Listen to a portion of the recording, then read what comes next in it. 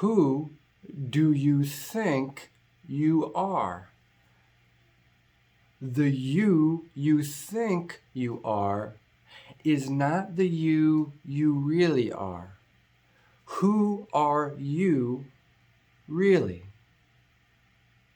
Did I lose you yet? That's all right. Let's keep going. You think you're somebody doing something. This is the you think you are. Who are you really? You are God observing itself. You are the observer. You are observing your nature running off, chemistry and conditioning. You just think you're somebody doing something. You think you're in control. What happens when you stop thinking? You become the observer. You become the divine flowing through you, God observing itself. And this is how you become your higher self. Who are you not? You are not your body. You are not your words. You are not your actions.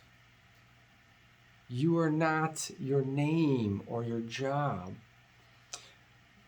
We just think we're somebody doing something. We think we're the doer. We become attached to the actor. We're identifying with the ego, the somebodyness. So we think we're somebody doing something. And then this is who we think we are. Our identification ceases to continue with the actor when we do what? We stay present. We stop thinking.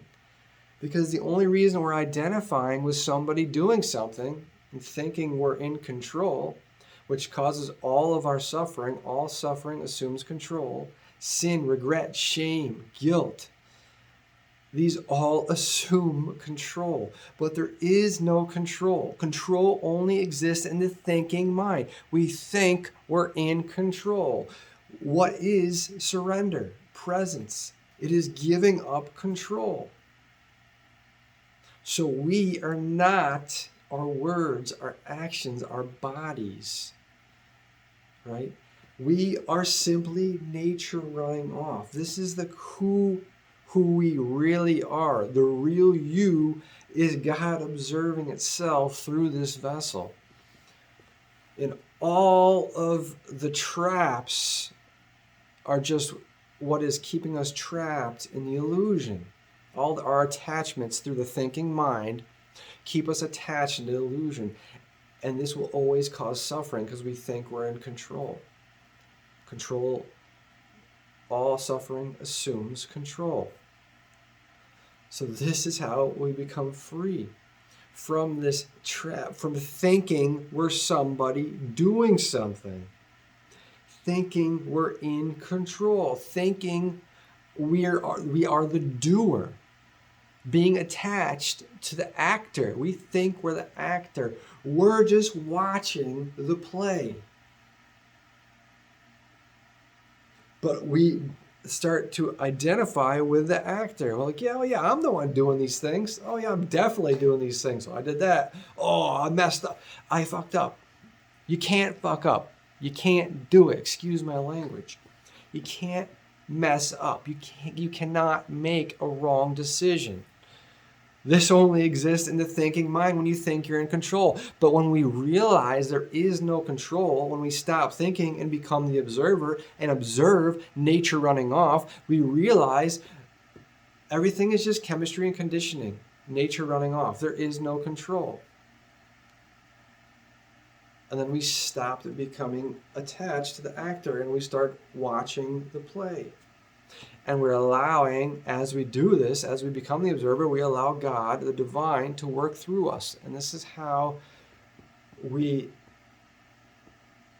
allow the divine to do the greatest good through this vessel, is by surrendering God is simply waiting for our undivided attention on our cosmic beloved, saying, I give up the illusion completely, and I am always focused on you, my dear Lord. That is what surrender is. And this will catapult our vibration into the stratosphere, right? So to speak, of things and relation and whatnot. That's what staying present done. This because it dissolves the ego. You're breaking that attachment to the ego, which causes separation. Thinking that when we think we're somebody, you think you're somebody doing something. This causes separation. This is why there's so much. This is part of the reason for suffering, because we think we're in control, when really surrender, presence, is coming back to the whole and realizing there is no control, and that the only one in control is God is in control. Divine timing. That's what everything is. You've never messed up, because you can only ever act based off your chemistry and conditioning. And you're not doing anything anyway. You just think you're somebody doing something. When we stop thinking, bammo, we see our nature running off. This solves all of our problems. Presence and purification correct all imbalances. Someone asked me about existential crisis. This is caused by separation, because we isolate ourselves and cause separation by thinking we're somebody doing something. And we say, what's going on? What is all this? This is, remember, what is the cause of all suffering? All suffering assumes control through the thinking mind. But when we go to surrender, go back to the present moment, I am God's eternal love pouring forth. I am one with the Creator in the eternal present moment of God's love. That's what staying present is. So this corrects all imbalances. Existential crisis is from separation. Come back to the whole, the present moment, not thinking, and we have the peace of our cosmic beloved, and the love, the unconditional, eternal love of God. There's no need to think, because we are surrendering. That is what God is waiting for, full surrender. When we think, then we're going to get caught in all the suffering, because then you're going to be thinking, oh, what about this? What about this? Why am I here? What did I do this? What if this? What if this person's it? Guess what? You're causing suffering. You're causing suffering because you think you're somebody doing something and things are happening. You think there's any control other than God, right? So this causes our suffering. So stop thinking and end all of your problems. You think you're somebody doing something. You think you're the actor. What happens when we stop thinking long enough to realize we are the observer? What happens when we realize we don't need to do anything? We don't need to try to do anything. We don't need to seek information. We don't need to, because the only thing to do is to stop thinking and empty the mind. And what's really wild is when we start emptying the mind and stop taking information, and we start to create space for the divine to come and have a chat. Remember, the ego's having a bumping house party with all the thoughts. All the thoughts are up in there, and the divine's knocking at the door. Hello, anybody home? And they're like, sorry, we can't hear you. They can't hear you. The ego's like, what, bro? I can't hear you, bro. Bro, what's that, bro? Oh, sorry, I'm having a bumping house party with all my thought buddies.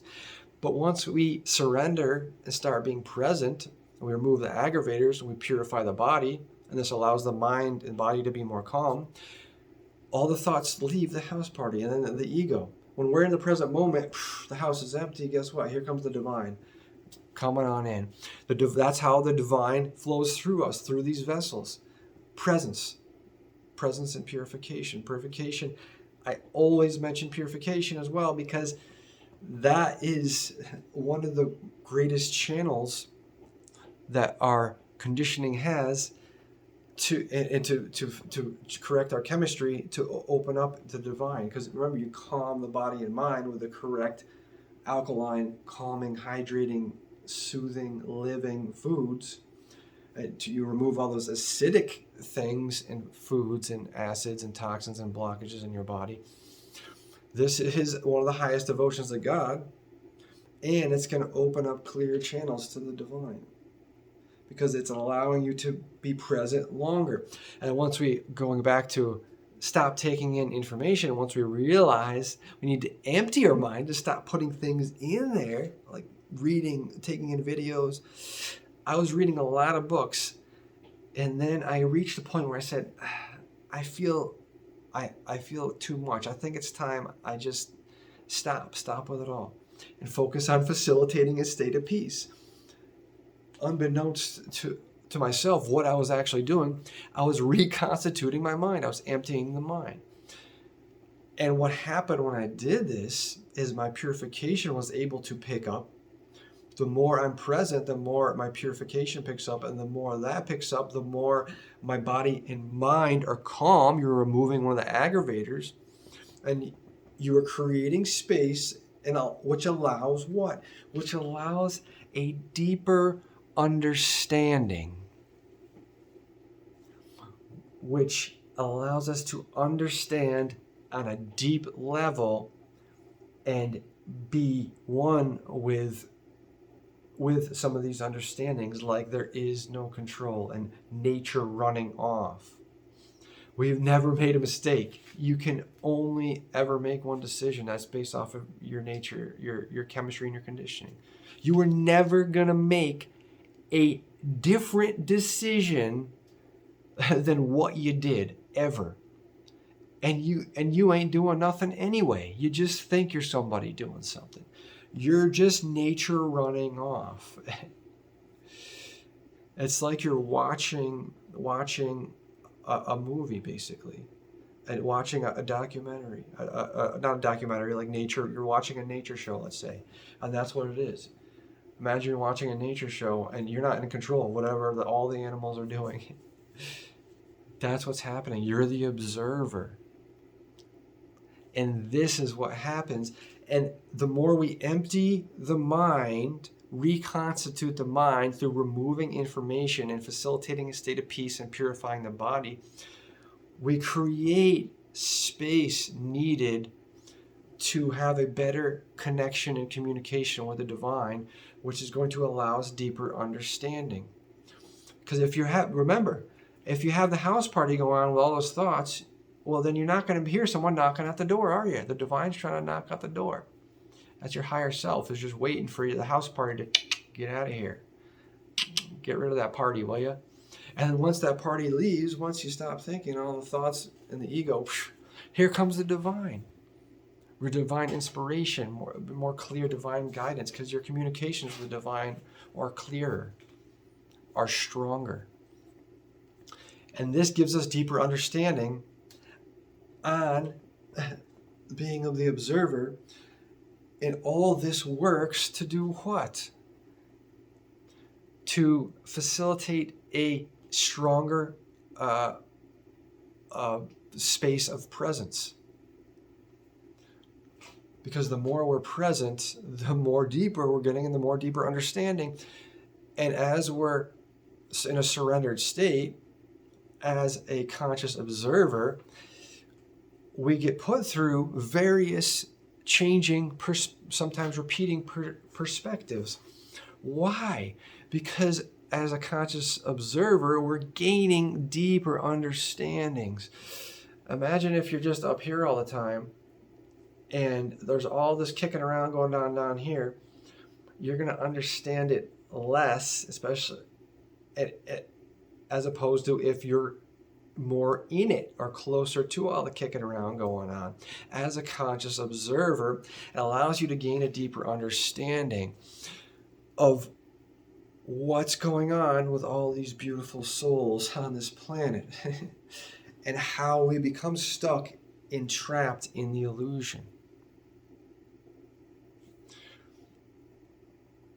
This allows us to help, right? Our conditioning to help the conditioning of others. It is through suffering we grow closer to God. It is through suffering we gain wisdom. And it is through wisdom we gain the ability to help others with their suffering. By becoming the observer and allowing the divine to flow through us. And as we do that, the divine is using our vessel to help others get free. Break on free from the illusion, the trap, the ego mind, the somebodyness. Stop thinking and end all of your problems. I am God's eternal love pouring forth. Namaste.